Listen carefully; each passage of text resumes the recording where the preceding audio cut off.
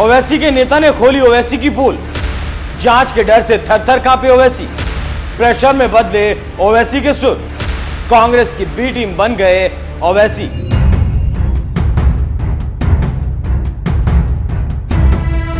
नमस्कार, मैं हूं आपके साथ अभिषेक पुंडी।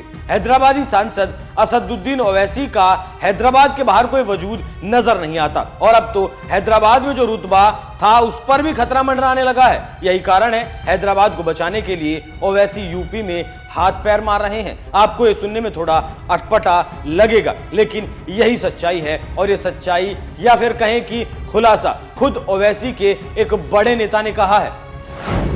यूपी में पल्लवी पटेल के साथ चुनाव लड़ेंगे ओवैसी। हैदराबाद के सांसद यूं तो तेलंगाना में भी अपना विस्तार अब तक नहीं कर पाए, भले ही दोनों भाइयों ने हिंदुओं के खिलाफ अपना सारा जहर मंचों से उड़ेल दिया हो। तेलंगाना में जो हैदराबाद के अलावा सीट नहीं जीत पाया हो, वो अब पल्लवी पटेल के साथ मिलकर यूपी में 7 चुनाव लड़ने की योजना पर काम कर रहा है। लेकिन मजे की बात यह है कि उनका एक भी कैंडिडेट चुनावी मैदान में योगी के तूफान के सामने उतरने की हिम्मत नहीं जुटा पा रहा। तो इसके पीछे एक बड़ी कहानी है और कहानी ये है खुद को बचाने की, जेल जाने से बचाने की। जी हां, ओवैसी की पार्टी के प्रवक्ता फरहान का दावा है कि ओवैसी ने पार्टी नेताओं को चुनाव लड़ने से मना करते हुए उनसे पल्लवी पटेल और दूसरे सहयोगी दलों के लिए प्रचार करने और वोट मांगने के लिए कहा है। यहां गौर करने वाली बात यह है कि जो ओवैसी हिंदुओं को एक आंख देखना पसंद नहीं करते, वो अब पल्लवी पटेल के लिए प्रचार करेंगे। तो इसके पीछे कारण क्या है? राहुल गांधी और तेलंगाना के मुख्यमंत्री रेवंत रेड्डी का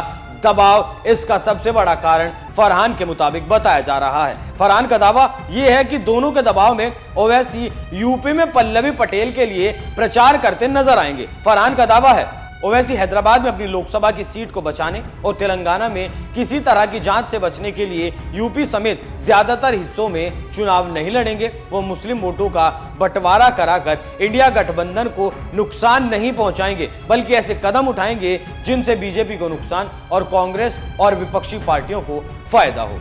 अब जब ओवैसी के नेता ही कह रहे हैं कि हैदराबाद की सीट बचाने के लिए ओवैसी को दूसरे दलों के लिए प्रचार करना पड़ रहा है और ईमानदारी का ढिंढोरा पीटने वाले ओवैसी जांच से बचने के लिए थर थर कांप रहे हैं। नौबत यहां तक आ पहुंची है कि अपनी सीट बचाने के लिए दर दर की ठोकरें खा रहे हैं। लेकिन सवाल यह भी है कि जब हैदराबाद के ही मुसलमान ओवैसी की सुनने के लिए तैयार नहीं है, तो फिर यूपी के मुसलमान क्यों ही ओवैसी को सुनेंगे? और जब ये पता चलेगा कि उन नेताओं को सिर्फ प्रचार करना होगा, वो भी दूसरे नेताओं के लिए, खुद के लिए नहीं, तो कार्यकर्ता क्यों ही प्रचार करेंगे? क्या ये मुस्लिमों के साथ धोखा नहीं है? क्या जिस ओवैसी पर कांग्रेस बीजेपी की बी टीम होने का दावा करती थी, क्या वो अब कांग्रेस की बी टीम बन चुकी है? तो क्या अब जब वो विपक्ष के लिए प्रचार करेगी तो उन्हें कांग्रेस की बी टीम मान लिया जाए? क्या अपने स्वार्थ की खातिर ओवैसी ने मुस्लिम वोटों और उनके जज्बातों की सौदेबाजी कांग्रेस के साथ नहीं कर दी? और ओवैसी के इसी कदम से आज